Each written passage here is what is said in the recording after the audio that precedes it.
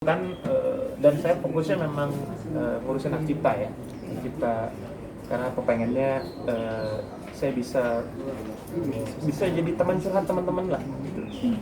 Apa yang mereka perlu, apa yang mereka harus lakukan ketika mereka misalnya bikin konten, ketika mereka bikin lagu, bagaimana cara memasarkannya, bagaimana cara mendapatkan izin lisensi ketika mereka mau menyanyikan lagu orang lain atau membuat konten di streaming platform seperti apa do's and don'ts, apa yang boleh dan nggak boleh, seperti apa, gimana cara negosiasinya dan segala macam hal yang kayak gitu sih yang ingin saya bagikan, karena sejauh ini belum ada yang mensosialisasikan aturan mainnya gitu. Kita seperti ibaratnya kita sama-sama main nih, yuk kita main ya, main misalnya kalau nyebut merek, kita main PUBG atau main Mobile Legends, kita main tapi kita nggak tahu mainnya gimana gitu. Nah, saya merasa punya tanggung jawab untuk ngasih tahu ini, karena kalau misalnya kita lagi main, saya misalnya main sama Mas gitu, Masnya nggak tahu aturan mainnya, ya kan? Saya tahu, terus dia melakukan kesalahannya bukan karena kesalahan dia, tapi karena dia tidak tahu aturan main. Saya marah, kan nggak fair gitu. Nah, saya tuh jadi punya keinginan untuk ngasih tahu nih aturan mainnya begini, supaya kita sama-sama tahu, kita sama-sama duduk selevel, ya. Jadi ketika kita mau bawain lagu orang, cover atau bikin lagu, kita semua tahu aturan mainnya, jadi enak. Yang susah kalau nggak banyak tahu, terus kita kemudian merasa dizolimi, terus marah-marah gitu. Kan nggak gitu juga lah gitu. Kecuali kalau kita udah sama-sama tahu semua aturan mainnya begini, masih ada yang nekat melakukan itu, ya sudah. Itu pun caranya bukan dibombardir, bukan dibully di sosial media. Kita kasih tahu bahwa ada konsekuensinya. Itu doang kok. Biar apa? Biar semuanya bisa main musik bisa seneng, bikin konten seneng, bisa kreatif, nggak perlu takut, nggak perlu nanti dituntut orang atau apa. Kalaupun dituntut, diselesaikannya secara damai dan kita selesaikan secara kekeluargaan dengan tentunya dengan video tertentu. Udah segampang itu. Jadi jangan jadi yang merusak ekosistemnya gitu. Kayak begitu sih. 2-3 bulan ya dari awal tahun. Karena nggak ada yang melakukannya. Karena tidak ada yang melakukannya. Semua orang ketika sudah nyampe di satu titik nyaman, ya sudah, lupa. Kita teriak-teriak mengenai apa, misalnya kesetaraan, ya kan? Awal-awal ketika kita tidak setara, ketika kita sudah setara, kita lupa tuh. Ya udah nyaman gue. Jadi teriak-teriaknya sebenarnya buat diri sendiri. Kalau saya enggak, saya pengennya saya teriak-teriak, syukur ini menjadi opsi gitu kan, orang jadi mikir, jadi bisa melihat dari sudut pandang yang lain, sama-sama menyamaratakan persepsi semua, ayo bareng, kita duduk bareng, jadi nggak ada lagi nggak tahu. Itu sih. Nah, saya cuma terpanggil untuk melakukan itu sebisa mungkin dengan cara saya mensosialisasikan, karena kan yang kurang itu sekarang. Banyak orang teriak-teriak mengenai ini, tapi dia juga tidak berusaha untuk ngasih tahu gitu. Dia cuma ya pokoknya gue nggak suka apa yang lo lakuin, terus gue mesti gimana? Ya nggak tahu sih, ya lo aja yang atur sendiri, pokoknya gue nggak suka. Nah, saya tuh nggak suka orang begitu. Kalau misalnya kita nggak suka dengan sesuatu yang dilakukan orang, kita kasih tahu gitu bahwa aturannya tuh begini loh, oke? Setelah itu dia mau melakukan lagi, itu tanggung jawab dia, tapi minimal kita kasih tahu dulu. Kalau kita nggak dikasih tahu, terus kita juga nggak mau kasih tahu, ditanya gimana, nggak mau kasih solusi gitu. Saya kurang cocok dengan orang-orang gitu. Lebih ke mengatur jadwal bermain-main dengan sosial media dan aplikasi chat yang ada urusan dengan grup-grup.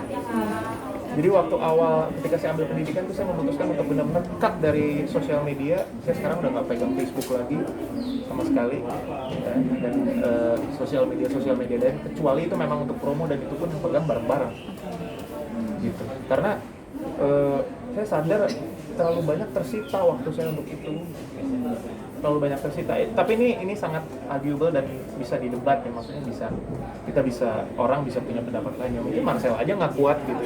Kalau saya memang jujur nggak kuat gitu dengan misalnya orang ngirim hoax, orang ngirim broadcast message tanpa disaring dulu, difilter dulu, itu buat saya mengganggu.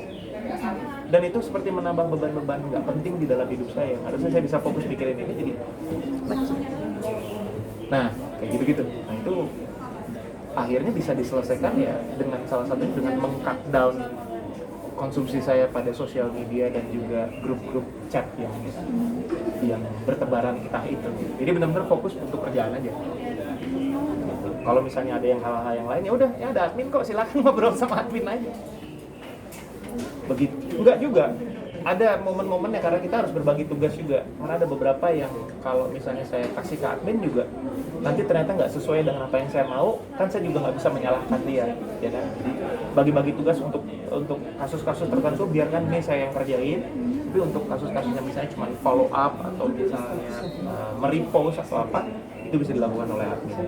Termasuk ya message atau ada permintaan atau apa, atau minta tolong seperti misalnya ada masalah ini, masalah itu semua admin. Akan ada sih, tapi memang belum tahu sekarang karena sekarang ini aja udah lumayan cukup menyita waktu ya di tengah proses berkreasi saya sebagai musisi aktif, terus juga harus bekerja sebagai pengurus salah satu lembaga manajemen kolektif yang mengurusin royalti, terus juga ya ini tadi sebagai orang yang menuju menjadi konsultan gitu. Nah ya harus dari dalam diri sendiri sih, memang harus niat bahwa ya bukan menjadi salah satu anggota generasi menolak tua gitu ya, tapi ya sekali lagi ya tua itu masalah umur. Tapi kalau kita punya purpose, kita punya tujuan mau ngapain, pasti bisa jalan. Ya moga-moga setelah ini akan ada pendidikan lagi dan ada momen yang bisa dijalani. Senang ya, sama seperti waktu itu saya juga ngambil pendidikan advokat, terus kemudian sekarang pendidikan konsultan KI.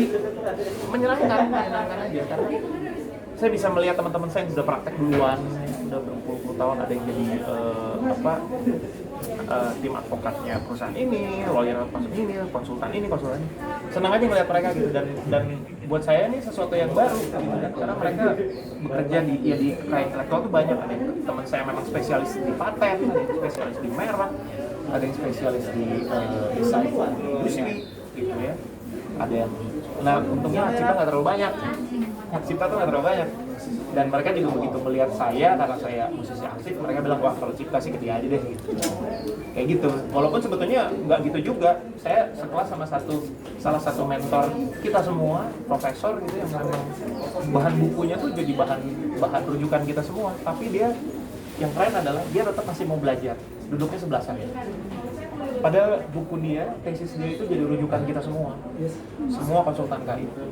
Wah dia sih memang yang paling utama supportnya gitu ya, karena buat dia ketika kamu ingin mengimplementasikan apa yang ada di kepala kamu, ide-ide kamu mengenai bagaimana ngurus hak cipta, bagaimana mengadvokasi orang-orang yang bergerak di industri, akan lebih legit, akan lebih jelas posisinya ketika kamu menjadi konsultan. Dia nggak pengen saya muncul hanya sekedar ngomong aja gitu, hanya karena bermodal misalnya followers atau bermodal sekedar ya orang kenal saya karena lagu-lagu saya. Dia juga pengen bahwa apa yang kamu omongin ini harus menjadi satu patokan yang memang kamu juga sadar. Jadi nggak cuma asal ngomong. Kalau jadi konsultan kan kita nggak boleh asal ngomong. Gitu. Ada kode etik